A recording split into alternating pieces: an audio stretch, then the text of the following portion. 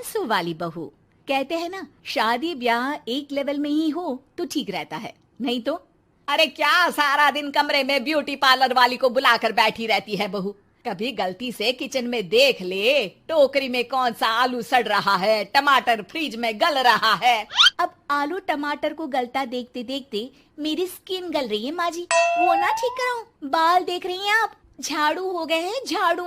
हाँ हाँ, तो तेल लगाकर मालिश करना, दही लगा, घर की कितनी सारी चीजें लगा सकती है। ये क्या बालों को केमिकल लगा लगा कर हरा लाल रंग करवा लेती है। ओ सासू माँ, ननद जी के बालों पर भी ये सब किया करो। मेरा तो भूल ही जाओ कि मैं ऐसी लोकल चीजों को अपने ऊपर यूज भी करूंगी कभी। तभी वहाँ ननद आ जाती है।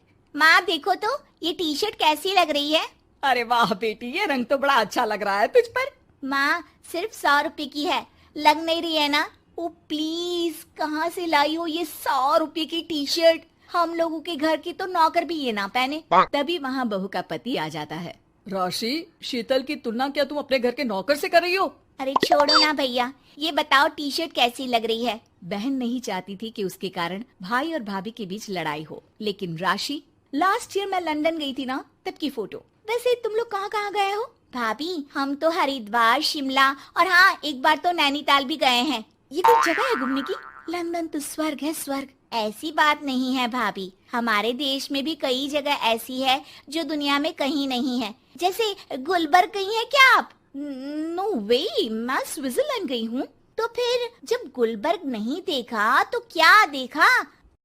भारत का क्या, दुनिया का स्वर्ग है वो। बात भी तो सच थी। राशि की बोलती शीतल के सामने बंद हो जाती है। एक दिन, अरे यार बाजार जाना है, कोई गाड़ी भी नहीं है यहाँ तो। अरे बहू, बाहर निकलेगी तो कोने से हरी वाली बस मिल जाएगी। 5 रुपए में बाजार। अरे ना हो तो रिक्शा कर लेना, 20 रुपए लेगा। लेकिन क्या फायदा, बस से ही निकल जा बेटा। हाँ, कैसी बात कर रही है? बस में कितने अनहाइजीनिक लोग बैठते हैं, पता भी है आपको? पता नहीं कौन क्या करता है, कहाँ जा रहा है, कहाँ से आ रहा है, और मैं उन लोगों के बीच बैठ जाऊं। अच्छा बहू, एक बात बता, तुम लोगों के घरों में जो ड्राइवर काम करते हैं ना, उन लोगों का पता है तुम्हें कि वो कहाँ से आते हैं, क्या खाते हैं, क्या पीते हैं? अरे माँ जी, आपसे कौन बहस करे, टैक्सी ही बुला लेती हूँ। कौन इतनी पेन ले गर्मी में। अरे बहू, पैसे बचाना सीख, तो पैसे बचाएगी तो मुसीबत के वक्त काम आएंगे। मुसीबत, वो भी पैसों को लेकर? अरे माँ जी, हम लोगों के घर की तो कटोरी भी चांदी की होती है। अरे भगवान ना करे कि जरूरत पड़े, लेकिन जरूरत बताकर नहीं आती बहू। तभी वहाँ ननद आ जाती है। भाभी, आपके पापा किस प्रोफेशन में है? मतलब चांदी की कटोरी में खाना। जरूर बड़े व्यापारी होंगे ना? अरे नहीं नहीं, वो फाइनेंसर है। यहाँ का पैसा वहाँ और वहाँ का पैसा यहाँ, समझ लो टोपियाँ घुमाते हैं बाजार में। तो सोचो, आपके पापा ने भाई से आपकी शादी क्यों की होगी? वो तो ऐसा नहीं करता, सिंपल सी नौकरी करता है वो तो। वो क्या था कि पापा को आप लोगों का बड़ा मकान और सिंपल सी जिंदगी अच्छी लगी। वो इसलिए भाभी कि हम उतना ही खर्च करते हैं जितना जिंदगी जीने के लिए जरूरी होता है। जैसे आप लोग बड़ी बड़ी कोठी में रहते हो, लेकिन है तो किराए की ना, और हम लोगों का मकान अपना है, जिसे पापा और माँ ने एक एक पैसे जोड़कर बनाया है। हाँ, वो तो हम लोग भी सोच रहे थे लेने के लिए, लेकिन बेटा मैं चाहती हूँ कि तुम दोनों मिलकर इससे बड़ा मकान बनाओ, तब तो बात बने। कैसी बात कर रही हैं आप? मैं तो सोच रही थी कि इसे बेचकर पॉश इलाके में मकान ले लूं। अरे मैं जब तक जिंदा हूँ मेरा मकान नहीं बिकेगा, ये फाइनल बात है। तो इस छोटे मोहल्ले में ही रहना चाहती हैं आप हमेशा? अरे मैं तो सोच रही थी कि। तभी डोरबेल बजती है और सामने खड़े होते हैं राशि के पापा मम्मी। अरे मम्मी पापा, आप दोनों आइए आइए। जा बेटा शीतल, जाकर अंकल आंटी के लिए पानी ले आ। क्या बात है भाई साहब, आप लोग परेशान दिख रहे हैं, सब ठीक तो है ना? अरे नहीं नहीं माँ जी, कैसी बात कर रही हैं? वो कहाँ परेशान होंगे, इतना पैसा है इन लोगों के पास, तो परेशानी तो भूल कर भी नहीं आनी। तभी राशि की माँ सास के सामने रोने लगती है। अरे क्या बताएं बहन जी, हमारा तो सब कुछ खत्म हो गया। ये तो भला है कि भले घर में राशि की शादी करवा दी, वरना अब तो हम लोगों के पास रहने के लिए छत भी नहीं है, इसलिए आप लोगों के पास आए हैं। अरे अरे कैसी बात कर रहे हैं समधन जी, ये घर भी तो आप लोगों का ही है, यहाँ रहिए जितने दिन मन करे, जब ठीक हो जाए सब तो चले जाइएगा। क्या हुआ माँ, आप ऐसा क्यों बोल रही हैं? और भाई और भाभी वो लोग आप लोगों का बैंक बैलेंस? अरे किस बैंक बैलेंस की बात कर रही हो बेटी? हम लोगों ने तो कभी चवन्नी भी नहीं बचाई, सिर्फ उड़ाया है। उसमें कैसे बैंक बैलेंस होता? घर तो किराए का था ही। बाकी तेरी भाभी ने थोड़ी बहुत जो प्रॉपर्टी थी उसे बेचकर पॉश इलाके में घर लेने की जिद की थी। प्रॉपर्टी बेच तो दी, लेकिन जो पैसे आए वो भी उड़ा दिए। अब हम दोनों को घर से भी निकाल दिया। अब ना घर है ना पैसा, जीवन फिर से शुरू करना पड़ेगा। हाँ बहन जी, लेकिन इस बार एक बात तो गांठ बांध ली कि झूठी शान और दिखावा किसी का सगा नहीं होता। राशि सास की तरफ ऐसे देखती है जैसे अपनी गलती का एहसास कर रही हो।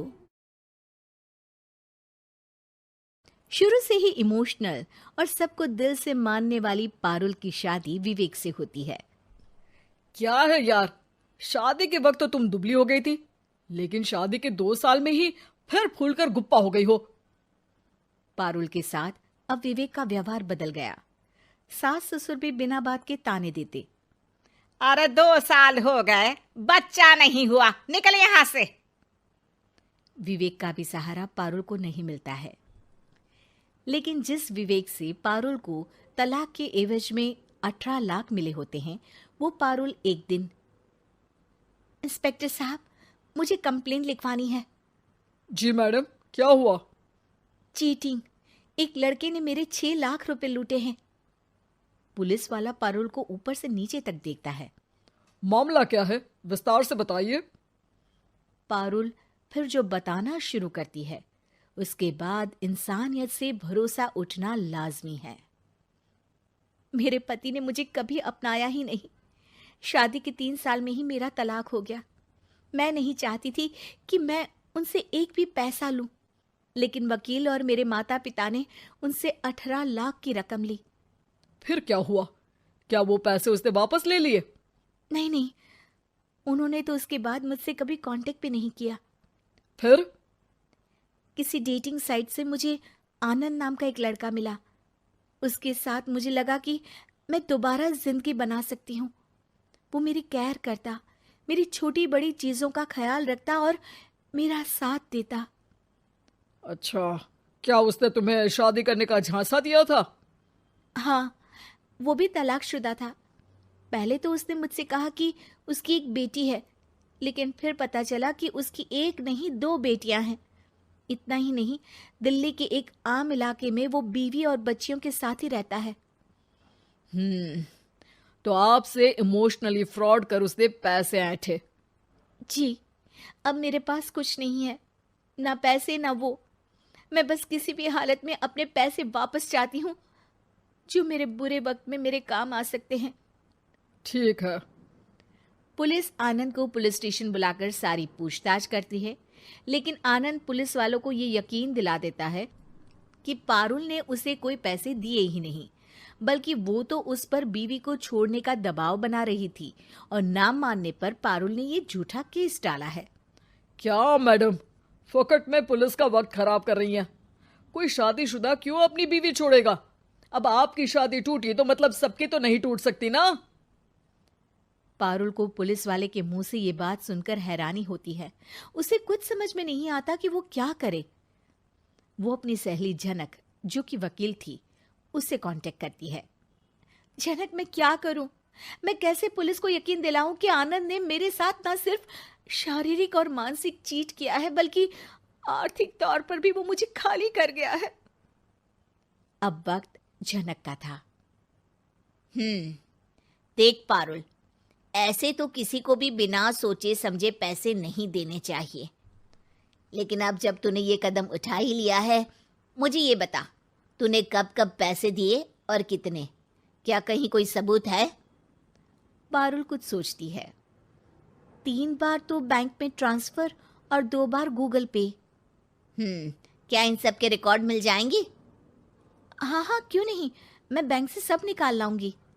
अगले दिन पारुल सारी स्टेटमेंट झनक के सामने रखती है और वो व्हाट्सएप की चैट भी दिखाती है, जिसमें कई बार आनंद ने ये बात कबूली थी कि वो उसके पूरे 6 लाख जल्द ही देगा। झनक अब पूरा केस लेकर पुलिस के पास जाती है और मामले को क्राइम एक्ट के तहत पूरे सबूत के साथ दर्ज करा आनंद की गिरफ्तारी की मांग करती है। पुलिस आनंद को लेने जैसे ही उसके घर जाता है, उसका सारा मामला बीवी और बच्चों के सामने खुल जाता है। पुलिस स्टेशन में पारुल को देखकर आनंद भड़क जाता है। ओह, तो बहुत होशियार बन रही हो तुम। ये झनक है ना तुम्हारी बचपन की सहेली। बताऊं सबको तुम्हारे बारे में?